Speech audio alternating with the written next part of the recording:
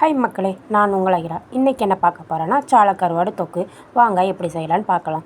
அதுக்கு முதல்ல பெரிய வெங்காயம் ஒரு 4 வெங்காயத்தை எடுத்து நல்லா பொடி பொடியாக நறுக்கி வச்சுட்டு, அதுக்கப்புறம் 2 பச்சை மிளகாயும் வெட்டி வச்சுட்டு, அதுக்கப்புறம் அப்படியே இன்னொரு பக்கத்தில் ஒரு பாக்கெட்டில் 8 சாலக்கருவாடு இருந்துச்சு. அந்த 8 சாலக்கருவாடையும் நல்லா ஊற வச்சாச்சு. பாருங்களேன், இதான் எங்கள் ஊர்லேருந்து வாங்கிட்டு வந்த சாலக்கருவாடு எப்படி இருக்குது.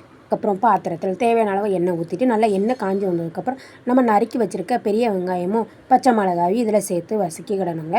நல்லா பொன்னிறம் வர தட்டி வதக்கணும். அப்போ தான் நல்லாயிருக்கும், இல்லைன்னா நறுன்னு இருக்கும். வெங்காயம் எல்லாத்தையும் போட்டாச்சு.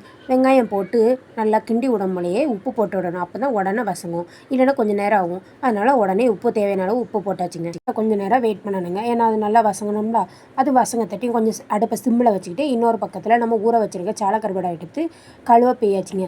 ஏன்னா இன்னொரு பக்கத்தில் அந்த வேலையும் முடிஞ்சிடும்ல. அதை நல்லா கழுவிட்டு இருக்கோம்லையே இது கூட தக்காளி சேர்த்தா நல்லா இருக்குமேன்னு சொல்லிட்டு 2 தக்காளிங்க, ஒரு பெரிய தக்காளி ஒரு சின்ன தக்காளி, அதை நல்லா பொடிசாக நறுக்கி வச்சாச்சுங்க. அதையும் இது கூட சேர்த்தா கொஞ்சம் புளிப்போடு நல்லாவே இருக்கும். இந்த மாதிரி தக்காளியை வெட்டி வச்சுக்கிடணும். இன்னொரு பக்கத்தில் அடுப்பில் நல்லா வெங்காயம் வசங்கி வச்சுட்டுங்க. இந்த ஸ்டேஜில் தான் நம்ம தக்காளியை சேர்த்துக்கிடணும். அப்போ தான் நல்லாயிருக்கும். அப்புறம் நல்லா நம்ம நறுக்கி வச்சுருக்க தக்காளி எடுத்து இது கூட சேர்த்தாச்சுங்க.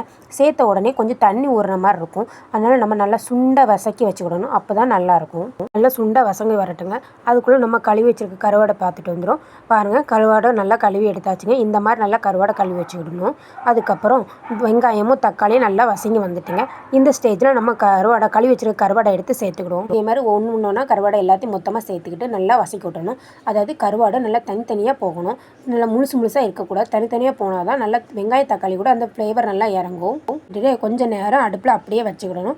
வச்ச உடனே கொஞ்சம் நேரத்தில் கருவாடை வெந்துடும். அதுக்கப்புறம் நம்ம கிண்ட மூலம் நல்லா கருவாடெல்லாம் தனித்தனியாக பிஞ்சு வந்துடும்.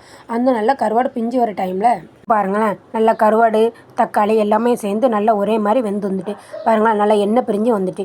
இந்த டைமில் 1 ஸ்பூன் வத்தத்தூளும் கொஞ்சோண்டு மஞ்சள் தூளும் சேர்த்து வதக்கிடணும். மிளகா போட்டாமே மறுபடியும் எதுக்கு வத்தத்தூள் போடுதுன்னு பார்த்தீங்களா? வத்தத்தூள் போட்டால் தான் கொஞ்சம் காரமும் இருக்கும், பார்க்கவும் நல்லா கலராகவும் இருக்கும், சாப்பிட்றதுக்கு நல்லாவும் இருக்குங்க. அப்படி ஒரே போல் வசக்கி எடுத்துட்டுங்க. அப்போ தான் நல்லாயிருக்கும். இதுக்கப்புறம் கொஞ்சம் நேரம் கழித்து எடுத்து பார்த்தா நல்லா எண்ணெய் பிரிஞ்சு வருங்க. இந்த மாதிரி ஸ்டேஜில் தான் இறக்கணும். எப்படி இருக்குது பாருங்களேன். இதை சாதத்தோடு பிசைஞ்சு சாப்பிடவே நல்லாயிருக்கும். நீங்களும் இதை உங்கள் வீட்டில் ட்ரை பண்ணி பாருங்கள். ஓகே, பாய்.